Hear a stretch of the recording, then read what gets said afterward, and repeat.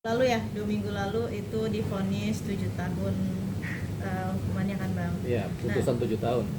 Dari situ dia itu sebenarnya masih punya buat banding, masih punya kesempatan buat banding. Iya. Nah, banding sendiri itu batasnya sampai berapa lama sih Bang dari vonis? Masa banding itu yang diatur oleh undang-undang ya. Jadi ketika diputus ada waktu untuk banding selama 14 hari kerja.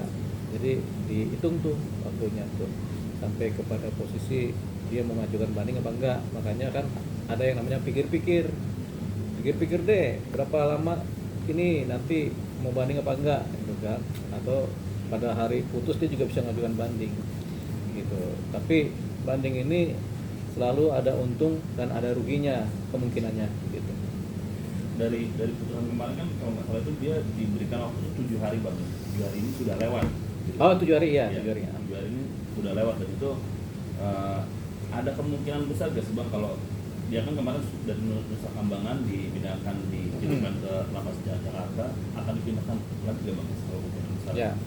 Jadi kalau kita lihat dia sampai masa banding selesai dia nggak mengajukan banding, berarti sudah inkrah begitu. Jadi sebenarnya niatan Amar Joni ini sudah ya sudahlah di situ pasrah dengan putusan yang ada di wilayah putusan pengadilan ya, pengadilan negeri ya. Tinggal apakah jaksa akan banding apa tidak, kan jaksa punya waktu juga untuk banding kan. Kalau jaksa juga nggak banding berarti kan putusan inkrah. Jadi itu artinya Amar Joni maupun jaksa menerima putusan majelis hakim. Jadi itu tadi. Nah kemudian karena sudah sama-sama inkrah, kayaknya jaksa nggak banding nih. Jaksa nggak banding, Amar Joni nggak banding. Jadi artinya dia harus menjalankan putusan yang sudah ada di pengadilan negeri gitu. Tapi dia masih punya kesempatan, yaitu mengajukan peninjauan kembali PK begitu, dengan syarat ada bukti baru, novum baru gitu. Jadi PK sebenarnya lebih menguntungkan dibanding banding kalau dia punya bukti baru yang belum pernah dimasukkan dalam persidangan. Jadi PK lebih menguntungkan. Nah, kenapa lebih menguntungkan? Kalau banding itu ada bisa diperberat hukumannya. Tapi kalau PK tidak ada itu diperberat hukumannya. PK itu bisa memperingan hukuman atau melepaskan atau membebaskan si yang terputus tadi kan, si Amar Joni kan. Jadi dia malah bisa lepas dari hukuman kalau ada bukti baru gitu. Tapi kalau dia banding, dia sama kayak bermain judi karena waktu-waktu hukumannya bisa diperberat dan ini berisiko buat seorang Amar Joni. Kita kan sudah ambil contoh misalnya si kasus Nikita Mirzani, dia mengajukan banding ternyata hukumannya diperberat kan gitu. Jadi contoh ya.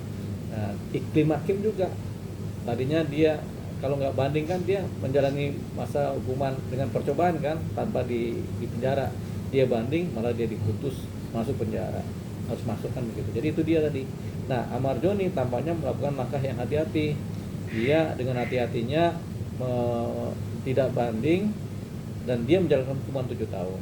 Dan kalau dia punya bukti baru, dia bisa PK dan PK ini lebih menguntungkan dibanding banding. Berarti dalam artian PK sendiri nggak ada risiko atau gimana Bang? PK itu tanpa risiko, karena yang penting ada bukti baru, diajukan ke pengadilan minta peninjauan kembali, kemudian kalau disetujui PK-nya, nah ada suatu kemungkinan dia bisa bebas, bisa lepas, atau malah bisa hukumannya diperingan. Paling sial hukumannya tetap. Udah kalau PK begitu. Tapi ada kemungkinan PK-nya ditolak gitu Bang? Ya ada. Kalau PK ditolak kan berarti hukumannya tetap. Jadi setiap PK ditolak itu hukumannya tetap. Tapi kalau PK diterima, kemudian disetujui permintaannya dia, bisa ringan, bisa malah lepas atau bebas. Mungkin ada jangka waktunya kalau misalnya banding kan 7 hari kerja. Kerja. PK gimana Bang? Kalau PK nggak ada jangka waktunya. Udah inkrah kita PK kapan aja bisa. Bahkan 3 tahun setelah itu kita mengajukan PK bisa. Atau 4 tahun setelah menjalani hukuman kita ajukan PK juga bisa. Berarti nggak harus banding terus kasasi gitu-gitu? Udah harus melewati banding. Nggak lewat itu. Kan inkrahnya kan di pengadilan negeri kan. Ini sudah inkrah berarti kan dia tinggal langsung masuk ke wilayah PK. Tapi syaratnya harus ada bukti baru yang biasa disebut sebagai novum.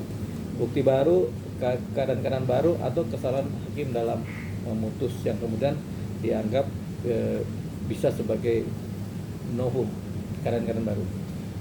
Berarti ada kemungkinan besar juga akan dialihkan kembali kalau jika tidak ada melalui PK segala macam itu dikembalikan ke nusa Nah, kambangan. kalau mengenai menjalani masa hukuman itu di lapas mana aja, itu yang penting ada dari putusan dari Dirjen Pemasyarakatan. Jadi kalau dia memang tadinya atau menjalankan pidana di Cipinang, ya dia di Cipinang lagi. Tapi kalau kemudian Dirjen Lapas lihat dia ini kayaknya ada unsur misalnya pengedaran narkotika, ya jangan di Cipinang lah, dipindah kemana gitu kan. Jadi itu kebijakan bukan dari kebijakannya jaksa, tapi kebijakan dari lapas, dari Dirjen Pemasyarakatan.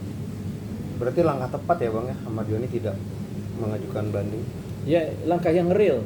Nah, tepat nggak tepat kan kita nggak tahu, siapa tahu pas banding malah dia di ini kan. Tapi kan itu seperti berjudi kan. Tapi langkah real itu dia ya sudah nggak banding. Realnya adalah 7 tahun penjara dengan kemungkinan bebas bersyarat kemudian hari atau remisi di kemudian hari. Setelah tapi kan ini Bang, sepanjang persidangan Amar kan membantah terlibat dalam peredaran gitu Bang. Tapi dengan dia tidak banding itu apa bisa diartikan seolah-olah seperti mengakui gitu? ya pada seperti akhirnya? mengakui, seolah-olah secara silent dia mengakui. Artinya dia tidak tegas menyatakan bahwasanya dia tidak melakukan pengedaran, tapi dengan dia menerima putusan, artinya secara silent dia mengakui memang dia bersalah. Karena kalau kita nggak banding kan berarti kita sudah mengakui, ya sudah diputus, ya sudah kita anggaplah kita bersalahan begitu dengan segala konsekuensinya. Gitu. Udah nih.